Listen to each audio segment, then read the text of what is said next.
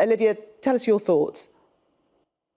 Yeah, so it is all this money being stored in the property market. Oh, sorry, I think the same thing's happening with my audio. Can you hear me? Yes, let's try and continue for a second more. Okay.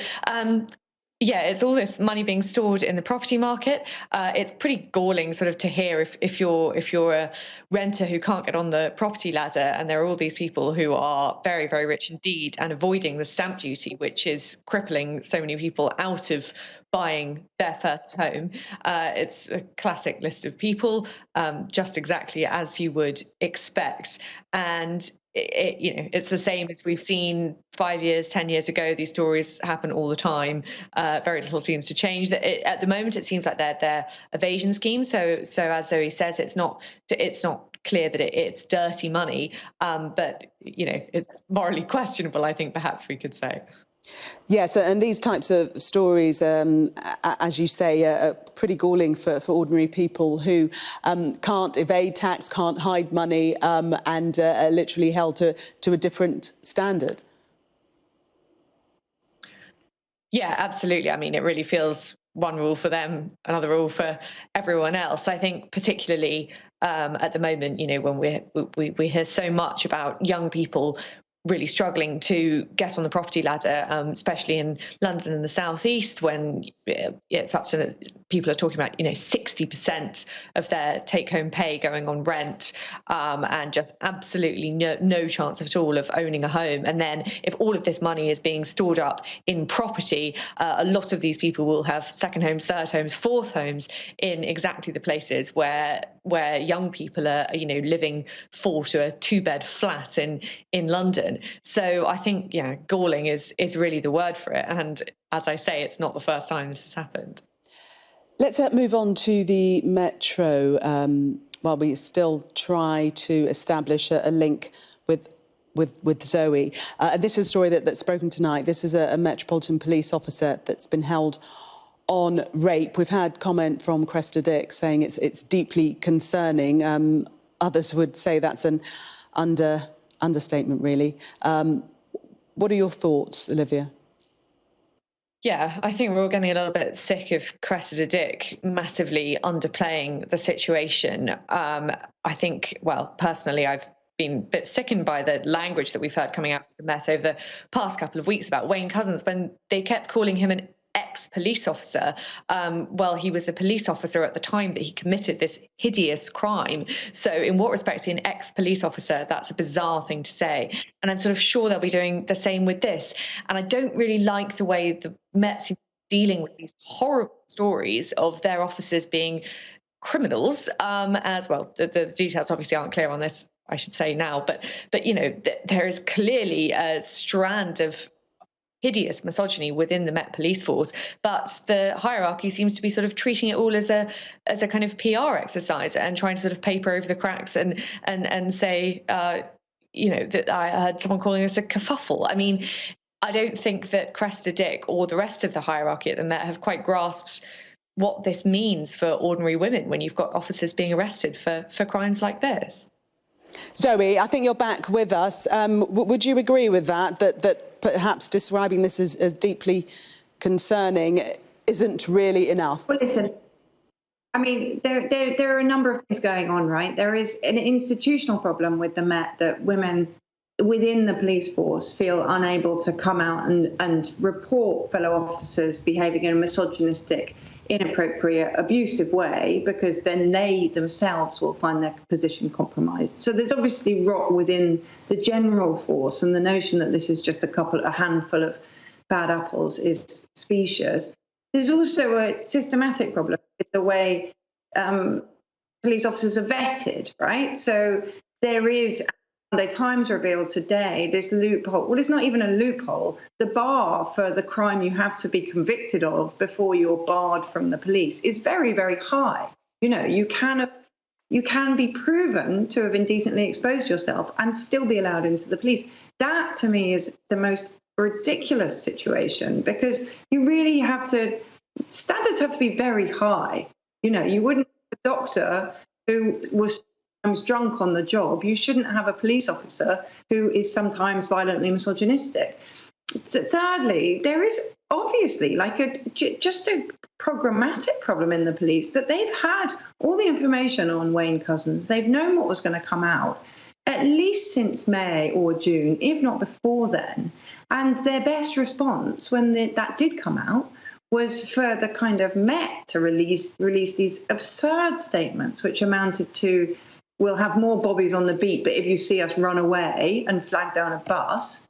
And from Alert, of course, who's in the Yorkshire Post, this victim blaming, but also really kind of undermining statement that women should know better than to be arrested by a lone officer. That simply isn't true. You know, I'm 48 years old. I didn't know that you shouldn't be arrested by a lone officer. I don't know the protocol on that. So the idea that if you're streetwise, you raped and murdered really belongs, I don't even want to say in a different age. It does not belong in any police force. And the idea that the Met could sit on this information, which they knew was coming out, and have no better institutional response than, be careful there, lady, we don't know what our officers are up to, is really problematic. And I can't see this dying down. Olivia, let's move on to the Yorkshire Post, also looking at this story. And as Zoe mentioned there, those remarks from the police are saying that Sarah Everard should have known not to be arrested by a lone officer. I mean, it does beg a belief, doesn't it? It absolutely beggars belief for all the reasons that Zoe says. I think the other element that we haven't yet talked about is I mean, it's so shocking in so many ways, but the other element is that this was a lockdown arrest. And one of the problems is that the government never completely made clear what the laws were for lockdown. You had Matt Hancock coming on the TV every day, heavily implying that particular activities were forbidden by the law, when actually they weren't. They were just not recommended by the government.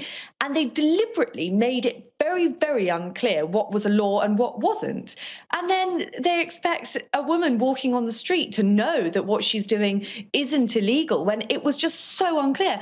And I think the fact that the government handed these super powers to the police during lockdown, when they hadn't properly been analysed or robustly scrutinised at all, is pretty shocking. And that is part of the problem. So I think, I mean, this Alert's got absolutely no excuse, justification at all, and what he said is hideous. But I think we should also be talking about the fact that these powers were handed to the police. The police didn't particularly understand it. Of course, the public didn't understand. Women didn't understand. No one really understood them, and that is an issue. And I don't think it should be allowed to happen again. So, of course, Mr Alert must just say that he said he won't be resigning, and he's asked the public to accept his apology. He's admitted his remarks were misconceived and insensitive. I mean, this is really, it's not complicated stuff, right? I mean, he probably does deeply regret making those remarks. They didn't serve any for him, and they've brought this rain of criticism down upon his head. But truthfully, he showed scorn and contempt for women on the back of a story in which a young woman was murdered. So the fact that he's now a bit sorry, I don't think is really critical or germane. OK. Zoe and Olivia, for the moment, thank you. We are going to take a break. Coming up, local authorities call for council tax rise to help pay for the social care black hole. More about that story in The Times after the break.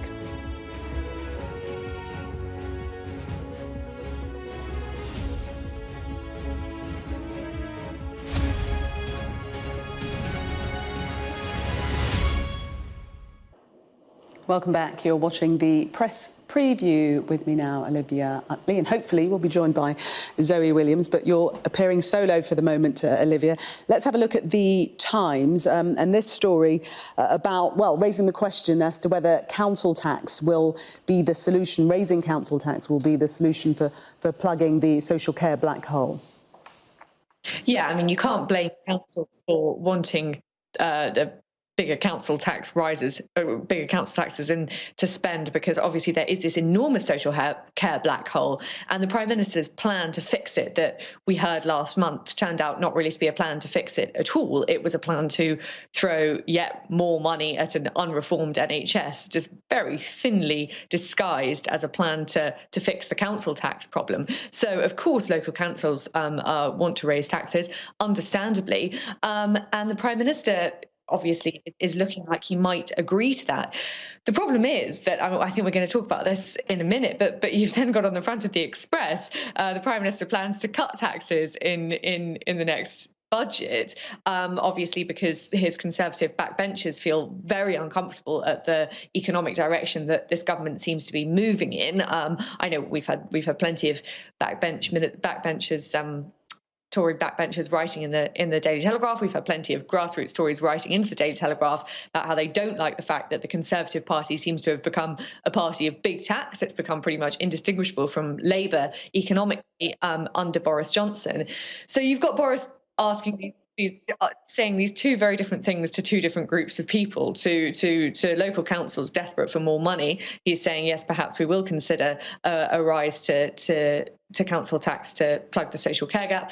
And then you've got him sort of trying to pacify his backbenchers at conference with, don't worry, we're going to lower taxes. And I think we're seeing this quite a lot with Boris Johnson. It's turning into a bit of a pattern.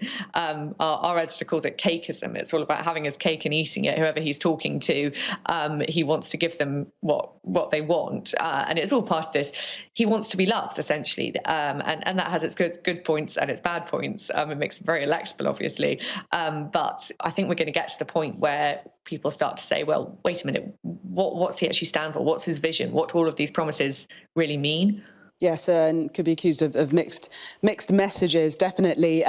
Zoe, local authorities have warned that they need an extra 2.6 billion a year, and that's just to sustain current levels. That's an awful lot of money that will need to be found to boost the social care sector. Well, it's a really interesting conundrum, this, because people have been talking about rebanding the council tax bands for years and years and years. It's long been accepted that it's necessary because they haven't actually been revised since 1992, right? So you're getting a situation now where the top band is covering all properties from what counts as basically a starter home in somewhere like Sydenham, like 600 grand, right up to £2.5 million. And so you've got a very, very large number of people on very different incomes and with very different wealth, all paying the same tax. So if you get local councils saying we need more council tax, that will inevitably lead to a rebanding, which has long been accepted was necessary by people across the political spectrum. The reason why nobody ever did it was because it is extremely combustible, right? You're kind of basically saying to people who thought they were comfortable, you're basically saying to boomers, your wealth, the wealth that you have that's greater than the rest of the population, now has to be taxed. And it's going to raise absolute hell. So we must leave it there. We'll be back with you at 11:30, but for the moment, Olivia and Zoe, thank you.